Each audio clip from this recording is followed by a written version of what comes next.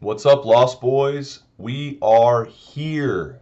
The last video of the year, the last week, previewing our Super Bowl championship game.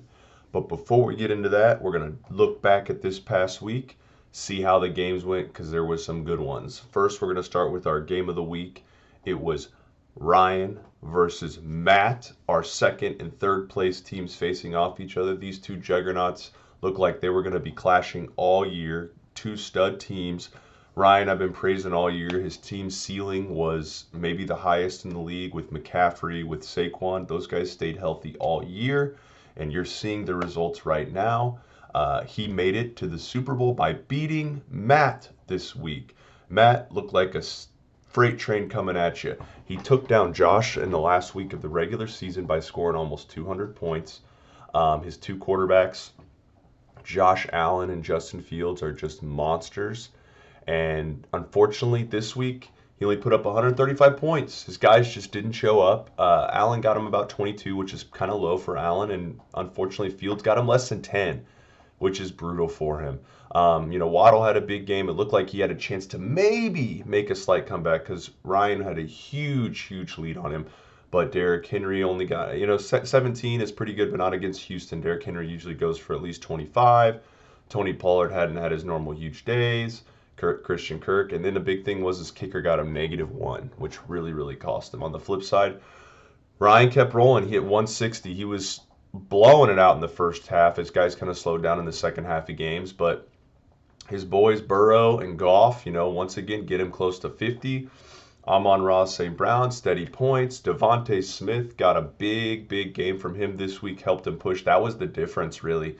Devontae Smith, getting 27 points, showed up, got Ryan over the hump, took down Roman. McCaffrey, Barkley both had decent games. His flex positions were kind of weak, but the Devontae Smith carried him. So Ryan takes down Romanowski to make it to the Super Bowl. In our other playoff game, you had Josh versus Denny. This was the third matchup between these two guys. Josh lost the first two to Denny this year. Denny looked like Josh's kryptonite. Denny had been the hottest team in the league right now. He'd won, I think, 5 in a row to make it into the playoffs. He'd been crushing it. He'd been making all the moves. His guys were finally performing. Tyreek Hill, Austin Eckler, Aaron Jones, Ramondre Stevenson, Jerick McKinnon. All these right moves he was playing. Rodgers seemed to be doing good. Jones, it was all working out for Diddy. Unfortunately, he ran into Josh, the first place team in the freight train. Josh's team almost put up 200 points this week. It kind of wouldn't have mattered if Denny's guys would have done really well. Unfortunately, Denny had a 0 from Marquise Goodwin in those noon games. I don't know how that even happens. The Ramondre Stevenson, he put him in instead of Jerick McKinnon. That ended up costing him, about 12 or 13 points. Eckler showed up, but Jones, I mentioned in my video last week, the key for Denny was that Miami-Green Bay game, because Denny had Rodgers, Jones, Watson, Tyreek all in one game. If that was a high-scoring game, Josh would have been in trouble. And it started out looking like a high-scoring game, and then it kind of just slowed down. Watson ended up getting hurt, knocked out of the game. Aaron Jones hurt his ankle early in the second half, hurt Denny's production right there. And he didn't get a touchdown from Tyreek, so it really ended up hurting him. He put up 118 points, which is not what he's been putting up. Josh on the flip side, like I said, 200 points almost. His guys kind of all did what they normally been doing. He started Cam Akers, got 33 points.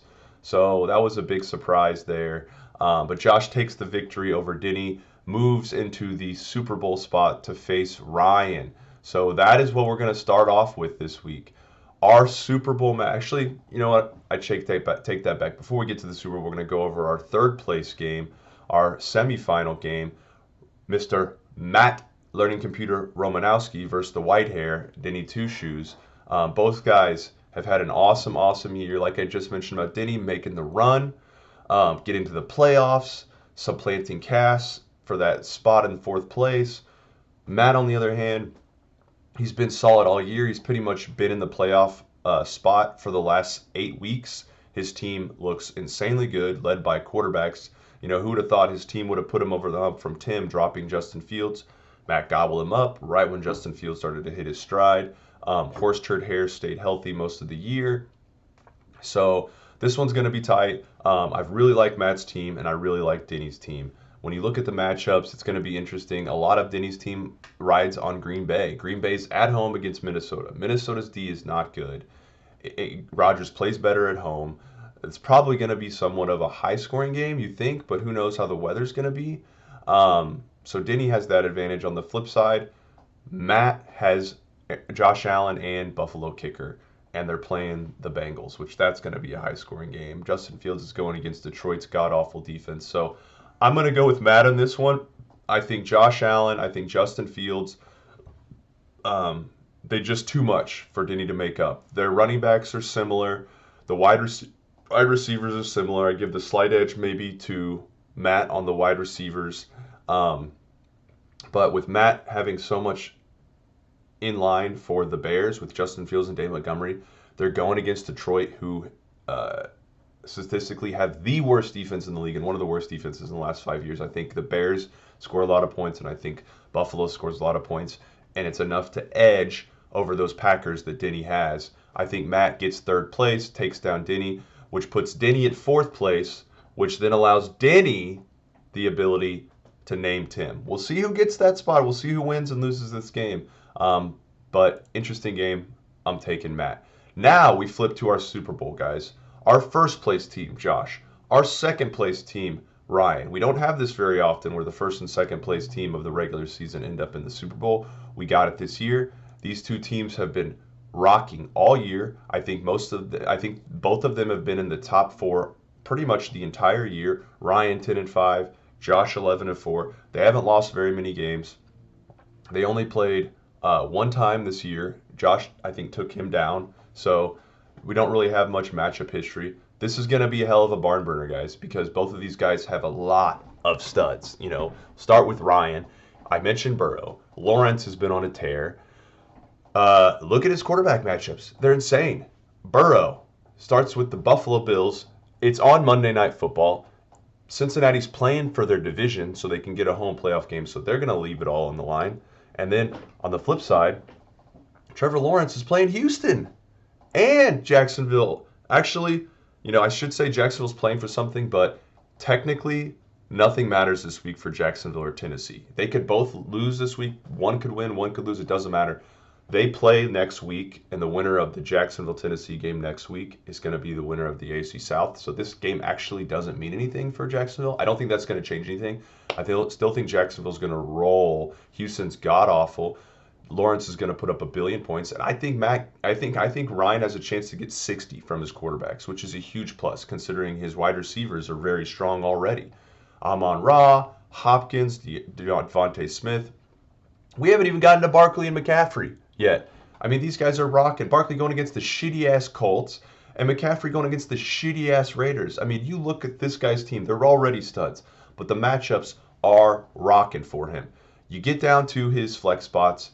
Good news for him. The Jets have been really bad, but Mike White is back. And when Mike White's back, Garrett Wilson is back. And when Garrett Wilson's back, Ryan's team takes that next step. And they're playing Seattle's defense, which is god-awful.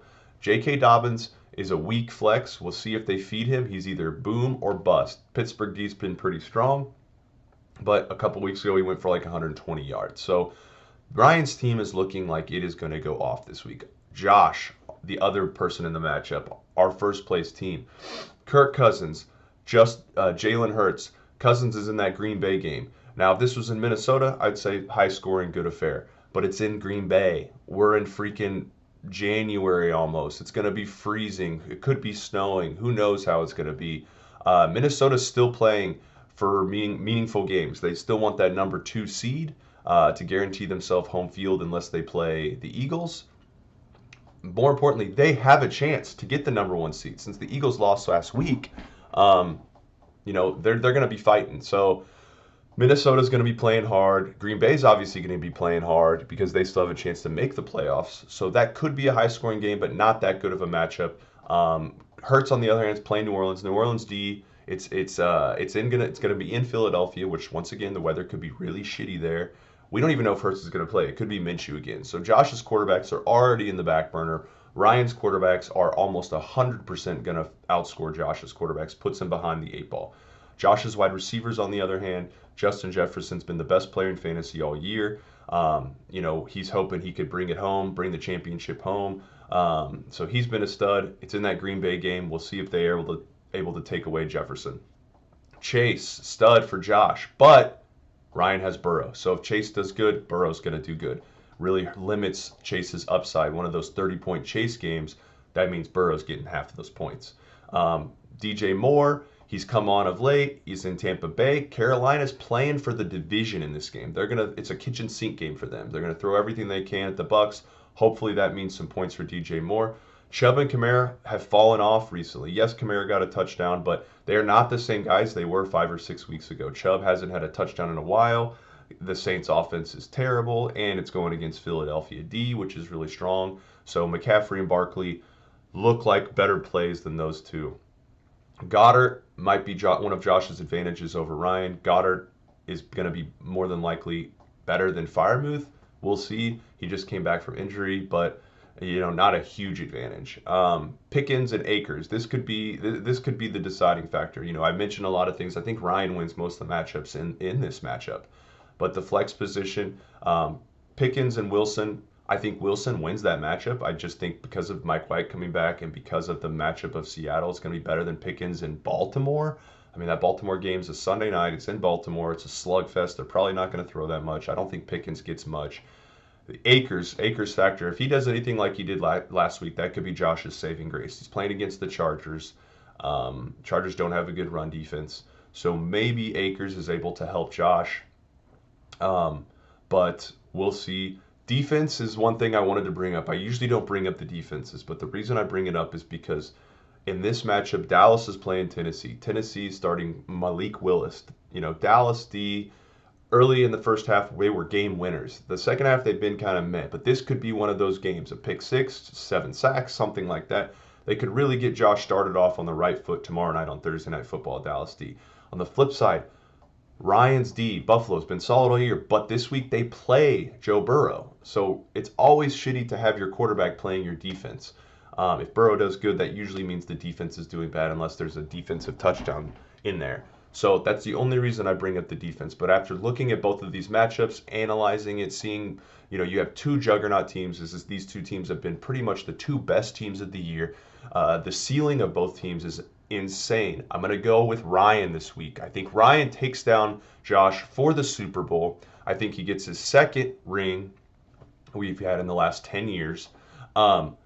His guys are already really good, but his matchups are just insanely good. All of his studs look like they are going to go off. I think Ryan has a chance to put up 200 points this week. I think his guys show up for Super Bowl week. I think his matchups are too good. Josh has a great team. He had the most points scored. He got first place, and his guys will probably do pretty good. But because of the weather, because of the defenses some of his guys are playing, I don't think it puts him over the hump. I think Ryan takes down Josh.